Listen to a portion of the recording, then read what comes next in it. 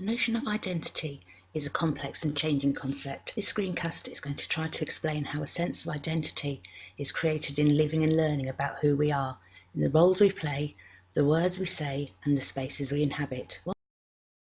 One way in which identity is still created is through participation in social practices, where taking part creates a sense of belonging. This happens in shared experiences and by sharing the same code shifts within language that are recognised as valuable by other members.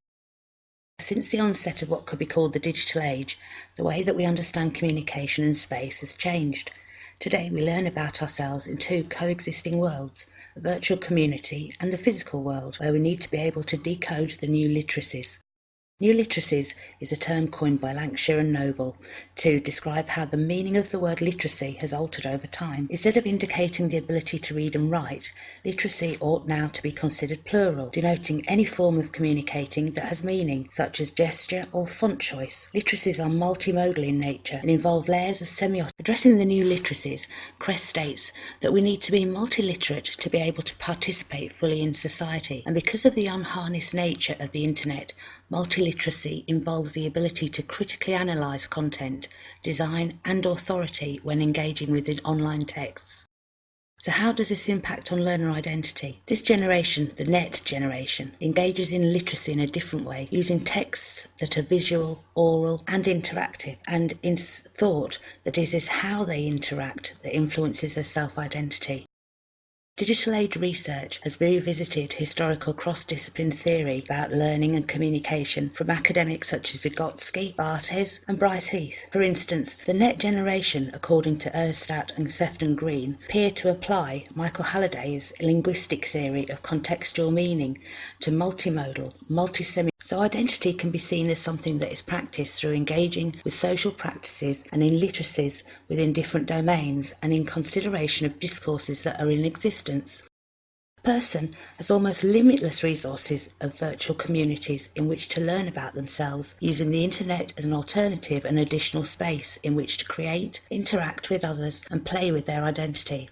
An almost fantasy world where you can be whoever you want, try it on for size and learn the cultural knowledge of many different groups. Guy Merchant also considers the impact of online affordances, believing them to be a major factor in what Goffman described as identity performance, creating in effect different personas and playing that part during digital interactions and communication. We can create many personas. One example is through the language we use in online communities such as Game Talk, where choosing the right words, syntax and tone immediately indicates whether you're a noob or an imber, and where a virtual cultural canon of hierarchy has been artificially created within the constraints of a website. A person can enhance their self-esteem and sense of ability by progressing through stages of a game and move up the hierarchy of that community as if it had been experienced in real life. Such self-labelling of identities will obviously impact on real-life situations. It could be argued that the online increase in agency and influence is partly to blame for behaviour and attitude amongst students that is contradictory to traditional education paradigms. According to some scholars, the net generation are at odds with the dominant discourses of our current school system as they exert their newfound authority within the classroom.